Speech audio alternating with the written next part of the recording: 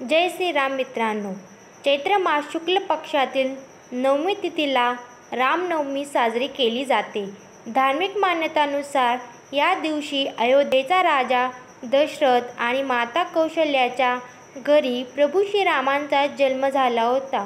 प्रभू श्रीराम म्हणजे भगवान विष्णू यांचा अवतार असून त्यांना मर्यादा पुरुषोत्तम असेही म्हणतात। या पावन दिनी तुम्ही काही खास उपाय केल्याने प्रभू श्रीराम यांचा आशीर्वाद तुम्हाला मिळेल।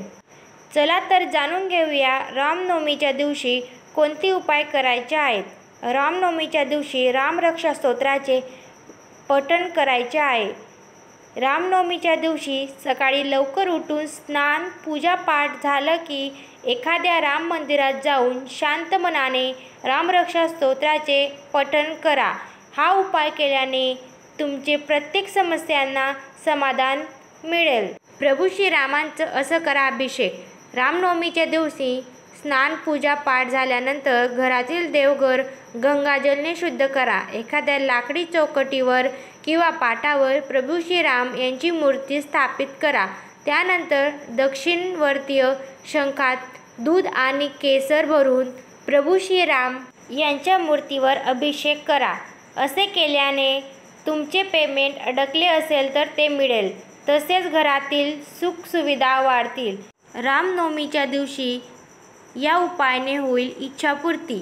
रामनवमीच्या दिवशी श्रीरामांची पूजा करताना रामभक्त हनुमानजी यांचे नक्की स्मरण करा। घरामध्ये सुंदरकांडाचे पठण करा। यामुळे प्रभू श्रीराम यांचा आशीर्वाद नक्की प्राप्त होईल। रामनवमीच्या दिवशी माकडांना चणे, केळी किंवा इतर फळ खाऊ घालणे असा उपाय केल्याने तुमच्या प्रत्येक मनोकामना पूर्ण होतील। रामनवमीच्या दिवशी करा तुळशीचा महाउपाय। रामनवमीच्या दिवशी तुळशीची पूजा अवश्य करा। संध्याकाळी प्रदोष काळात तुळशीसमोर दिवा लावा, तसेच 3 प्रदक्षिणा घाला। असे सांगितले जाते की भगवान विष्णू तुळशी अतिप्रिय आहे आणि श्रीराम म्हणजे विष्णूंचा अवतार आहे। त्यामुळे या दिवशी तुळशीचा संदर्भात उपाय केल्याने प्रभू श्रीराम प्रसन्न होतील आणि तुमच्या घरात एकता आणि सुख समृद्धी वाढेल। तुम्हाला जर माझा व्हिडिओ आवडला असेल तर व्हिडिओला लाईक शेअर नक्की करा आणि चॅनलवर नवीन असाल तर चॅनलला सबस्क्राईब करायला विसरू नका। धन्यवाद।